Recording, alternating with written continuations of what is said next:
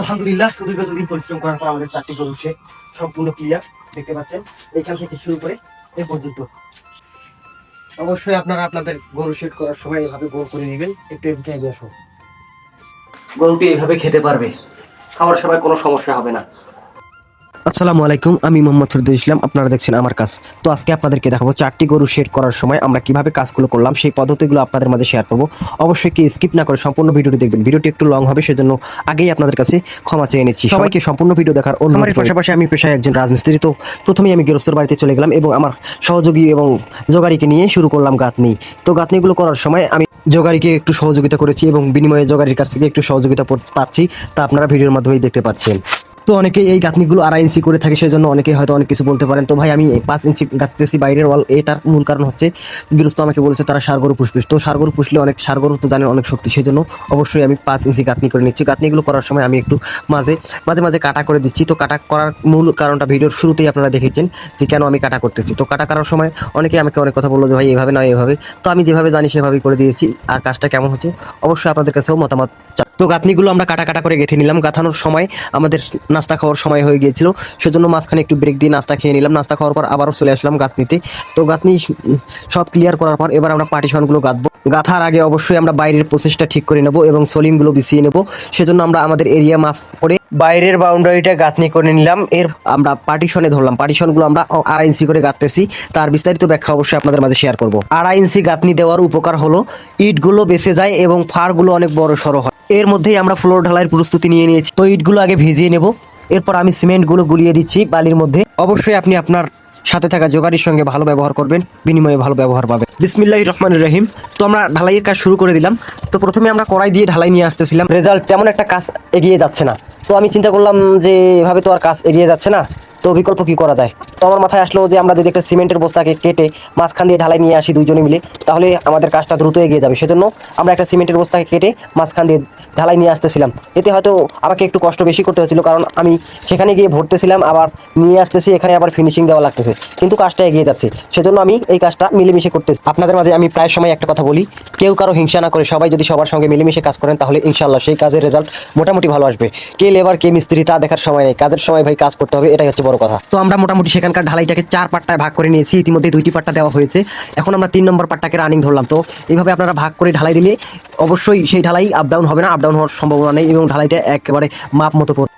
এটাই হলো আমাদের মতো রাজমিস্ত্রিদের জীবন। দেখেন এখানে আমাকে সিমেন্ট বালু নিয়ে আসতে হচ্ছে এবং ফিনিশিং দিতে হচ্ছে, আবার সেখানে গিয়ে ভরতে হচ্ছে।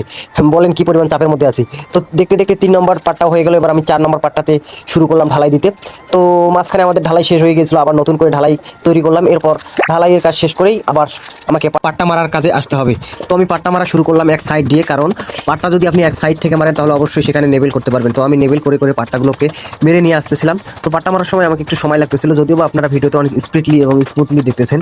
তো পাট্টা মারার পরও সেখানে দেখা যাচ্ছে যে 2-1টা পায়ের ছাপ থেকেই যাচ্ছে। তো আমি চিন্তা করলাম যে আর না বা যাই, সেগুলো আগামীকালকে আমি সিমেন্ট বালি দিয়ে ঠিক করে দেবো। তো পাট্টা মারতে মারতে আমার পাট্টা মারা শেষ হয়ে গেলো। এদিকে এই ফাঁকে যন্ত্রগুলোকে ধুয়ে নিচ্ছে আমার সহযোগী। তো পাট্টা মারা শেষ করেই আমরা যে কাজ শেষ করবো তেমনটা না, কাজ শেষ করার আগে আবার একবার রিভাইজ দিলাম যে কোথাও কোনো ভুল ত্রুটি হয়েছে নাকি। তো আলহামদুলিল্লাহ রেজাল্ট মোটামুটি ভালো, কোথাও কোনো ভুল ত্রুটি হয়নি। তো ভিডিওর শুরুতে আমি বলেছিলাম যে আলহামদুলিল্লাহ 2 দিন পরিশ্রম করার পর আমাদের কাজ সম্পূর্ণ হলো। তো 2 দিনের মধ্যে আজকের এই প্রথম দিন চলে গেল এবং আমরা আগামীকাল আবার আসবো ইনশাআল্লাহ। পরের দিন সকাল সকাল আমরা চলে আসছি কাজে, কারণ আজকের কাজটা অনেক গুরুত্বপূর্ণ এবং অনেক বেশি।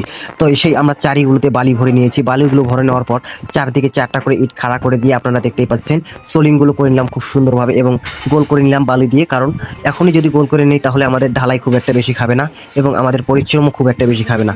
তো দেখতে দেখতে এখন আমরা ঢালাইগুলো মেখে নিচ্ছি। তো ঢালাইগুলো মেখে নেওয়ার পর আমি কাজ শুরু করে দিলাম। দেখতেই পাচ্ছেন আমি এখন ছাপাচ্ছি। তো সেপে নেওয়ার পর ঢালাইগুলো সেপে দেওয়ার সময় এতগুলো ঢালাই একেবারে ওয়ালে কিন্তু থাকবে না। তো সেজন্য আমাদেরকে যে কাজটি করতে হবে, একটু করে দিয়েই আমাদেরকে একটু রেস্ট দেওয়া লাগবে এবং একটু শুকিয়ে যাওয়ার পর আবার আমাদেরকে আসতে হবে।